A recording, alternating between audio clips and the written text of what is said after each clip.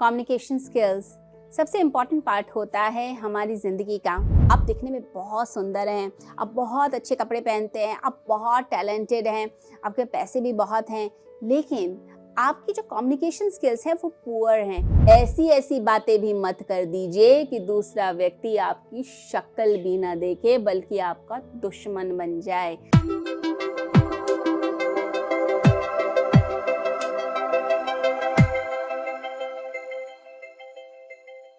Communication skills सबसे important part होता है हमारी ज़िंदगी का। कुछ लोगों को पता ही नहीं होता कि कैसे कम्युनिकेट करना है, कैसे व्यवहार करना है, और उनकी ये जो कम्युनिकेशन स्किल्स हैं वो ख़राब होने के कारण उनकी बहुत सारी डील्स होती ही नहीं हैं। बहुत सारे लोग उन्हें पसंद ही नहीं करते हैं। लोगों को लगता है कि इस व्यक्ति को तो बात करने की भी अकल नहीं है, इससे कौन बात करेगा, और लोग आपसे दूर होने लग जाते हैं। आप दिखने में बहुत सुंदर हैं, आप बहुत अच्छे कपड़े पहनते हैं, आप बहुत टैलेंटेड हैं, आपके पैसे भी बहुत हैं, लेकिन आपकी जो कम्युनिकेशन स्किल्स हैं वो पुअर हैं। उसके कारण लोग आपसे धीरे धीरे करके दूर होने लग जाते हैं। आपकी फैमिली आपसे दूर होने लग जाती है, आपके रिलेटिव्स आपसे दूर होने लग जाते हैं, आपके आसपास के दोस्त आपसे दूर होने लग जाते हैं। आपकी प्रोफेशनल लाइफ में आपको ऐसा लगता है कुछ ना कुछ कमी आ रही है। अगर आपकी लाइफ में ऐसा कुछ है, इसका मतलब है कम्युनिकेशन स्किल्स की कमी है। तो कम्युनिकेशन स्किल्स को इम्प्रूव करना, इसका आपको प्रयास करना है। तो सबसे पहली चीज़ हम जो कर सकते हैं अपनी कम्युनिकेशन में, सबसे पहले तो हम अच्छे सुनने वाले बने। तो बी अ गुड लिसनर, अच्छा सुनने वाले बनिए। देखिए, अगर आप किसी की बातों को ढंग से सुनते ही नहीं हैं, अवॉइड करते हैं, या आप मुंह बना रहे हैं कि ये मेरे पास क्यों आ गया, मुझे इसकी सुननी पड़ेगी, मुझे तो सुनने का मन ही नहीं कर रहा, तो आप जैसा व्यवहार करेंगे दूसरा व्यक्ति फिर वैसा ही करने लग जाता है। आप किसी की बात ठीक से नहीं सुनेंगे ना, दूसरा व्यक्ति भी आपकी बातें नहीं सुनेगा। तो बी अ गुड लिसनर, अच्छे सुनने वाले बनिए। कहते हैं कि अच्छा वक्ता वो होता है जो अच्छा श्रोता होता है, यानी आप अच्छा भी तब बोल पाएंगे जब आप सुनेंगे। लोगों की बात तो सुनिए। कई बार मीटिंग में लोग कुछ बात कह रहे होते हैं, आपने ध्यान नहीं दिया, आप कुछ का कुछ जवाब दे रहे हैं, तो लोग कह देते हैं पहले प्रश्न तो ठीक से सुन लो, क्वेश्चन तो ठीक से समझ लो, बोलना क्या है फिर उत्तर दो। आपने दूसरे की सुनी नहीं, आप कुछ ना कुछ बोलना शुरू हो गए, या आपने मिसअंडरस्टैंडिंग क्रिएट कर दी कि नहीं तुम्हारी गलती थी, ऐसा हो गया था, वैसा हो गया था, आप ये बातें शुरू कर देते हैं। यानी आपने दूसरे के प्रश्न को सुना ही नहीं, दूसरे के क्वेश्चन को ठीक से नहीं सुना, दूसरे की बात को ठीक से नहीं सुना। वो आपके हित की बात ही कर रहा था, आपको लगा वो आपके अगेंस्ट बोल रहा है क्योंकि आपने बात ठीक से सुनी ही नहीं। तो सुनना सीखिए, ये सबसे बड़ा सद्गुण होता है। हम अच्छा सुनने वाले बने और जिसकी अच्छी चीज़ें हैं उसको ग्रहण कर लें। कई बार लोग बहुत अच्छी बातें बता रहे होते हैं और हम अपने ईगो के कारण उन बातों को ध्यान नहीं देते हैं। वो तो अच्छी बात बता रहे हैं लेकिन आपने ध्यान ही नहीं दिया। अच्छी बातें लोगों की सुनिए, अच्छे पॉइंट्स लोगों की सुनिए और नोट्स बनाइए। जब कोई मीटिंग होती है, जब कोई कॉन्फ्रेंस हो रही है, कोई आपसे अच्छी बात करने आया है, नोट्स बनाइए। उस व्यक्ति को लगता है मैं इम्पॉर्टेंट हूँ, वो अपनी तरफ से और एफर्ट्स देने लग जाता है और अच्छी बात बताता है। तो पॉइंट्स नोट कीजिए कि क्या बात बताई गई है, और उस व्यक्ति को भी बोलिए कि मैं आपकी जो बातें हैं, जो मिनट्स हैं इस मीटिंग के, मैं आपको भी फॉरवर्ड करूँगा।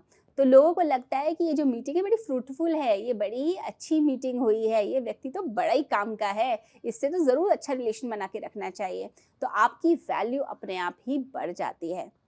तो आप नोट्स बनाएं और एक चीज़ का ध्यान, और जो बोलें सोच समझ के बोलें। आपके वर्ड्स की वैल्यू होती है। शब्द ब्रह्म हैं, यानी परमात्मा का ही रूप होते हैं, एनर्जी से भरे हुए होते हैं। आपके एक एक शब्द में जान भरी हुई है।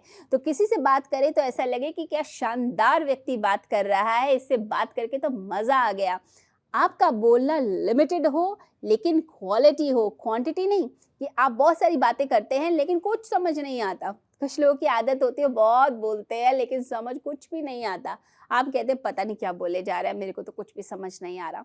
तो सोच समझ के बोलना, नाप तोल के बोलना, ऐसे वर्ड्स बोलना जिससे दूसरे का भला हो, तभी तो दूसरा व्यक्ति आपसे बात करना चाहेगा। नेक्स्ट टाइम क्यों आएगा? नहीं तो लोगों को लगता है तो टाइम वेस्ट है, इसके पास मत आए। और कभी कोई आपको फ़ोन करे तो ये नहीं कि आप आधे घंटे तक फ़ोन छोड़ ही नहीं रहे हैं, उस व्यक्ति के सर दर्द हो जाएगा। आपका कोई फ्रेंड है, आपका कोई अपना है जिससे आप दिल की बात कर रहे हैं, गप्पे मार रहे हैं, वो एक अलग बात है। लेकिन अगर आप दूसरे का टाइम वेस्ट ही करने लग जाएँगे, हर समय लंबी-लंबी टॉक्स, हर समय बोरिंग बातें, तो कितनी देर कोई व्यक्ति सुनेगा? कोई नहीं सुनता। फिर लोग उठकर जाना शुरू करते हैं और अपनी एक पॉजिटिव बॉडी लैंग्वेज बनाइए। देखिए, बॉडी लैंग्वेज का बहुत फ़र्क होता है।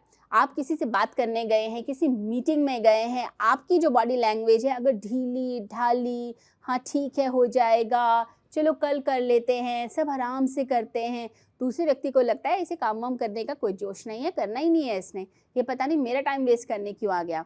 तो पॉजिटिव बॉडी लैंग्वेज, हाँ हो जाएगा, करेंगे, ज़रूर करेंगे, समझने की कोशिश। और अपनी गलती को भी अगर आपको लगता है हुई है, उसे एक्सेप्ट कीजिए, एक्सेप्ट योर मिस्टेक्स। अगर आपने कोई बात बोली थी और वो बाद में गलत निकलती है, तो अपनी गलती पे क्षमा मांग लीजिए। तो कम्युनिकेशन में ज़रूरी होता है सॉरी भी बोल देना। कई बार होता है हस्बैंड वाइफ के बीच में कोई विवाद हो जाता है और हस्बैंड ने कोई पहले ज़बरदस्ती कोई बात बोली, नहीं ये करना चाहिए, और बाद में गलत निकलती है, तो उसके लिए सॉरी ज़रूर फील कीजिए। दूसरे व्यक्ति को लगता है आप ओपन माइंडेड है, ऐसा नहीं है कि आप जो है बिल्कुल एक डब्बे में कैद हैं, आप ओपन माइंडेड व्यक्तित्व हैं। तो अपने आप को खोलिए, यानी कि क्षमा मांगिए। क्षमा मांगने से कुछ बुरा नहीं होने वाला है। एंड नो योर ऑडियंस, सोच समझ के वहाँ बोलना जहाँ ज़रूरी है।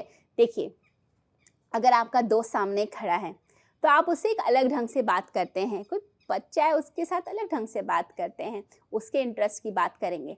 अगर कोई सामान्य जन खड़ा है, आपके पिता खड़े हुए हैं या कोई और वरिष्ठ नागरिक खड़ा है, तो आप उसके साथ बहुत अच्छे से आदरपूर्वक बात करते हैं। आप उसके साथ वैसे बात नहीं करना शुरू कर देते जैसे आप अपने दोस्त के साथ कर रहे हैं। तो आपको इस बात का ध्यान रखना पड़ेगा, मुझे कहाँ क्या बात करनी है। ऐसा नहीं कि मैं कुछ भी बोले जा रहा हूँ, कहीं भी बोले जा रहा हूँ। तो अपने आप पर ये कंट्रोल लेकर आइए। वाणी का संयम बहुत बड़ा तप माना गया है, तो आपने अपनी वाणी पर नियंत्रण रखना है। और जब दूसरे से बात करें ना, दूसरे के इंटरेस्ट के टॉपिक की बात किया कीजिए। तो ये ध्यान रखिए दूसरा बोर ना हो आपके साथ। अगर उसका इंटरेस्ट ही नहीं है आपकी बातों में, तो वो बात क्यों सुनेगा। आप अगर बिजनेस मीटिंग के लिए गए हैं, वहाँ आप अपने घर की समस्या लेकर बैठ जाएं, मेरे घर में तो ये होता है, मेरे घर में तो वो होता है। लोग कहेंगे भाई हमें क्या मतलब तुम्हारे घर में क्या होता है, आप बिजनेस के लिए आए हो तो बिजनेस की बात करो ना।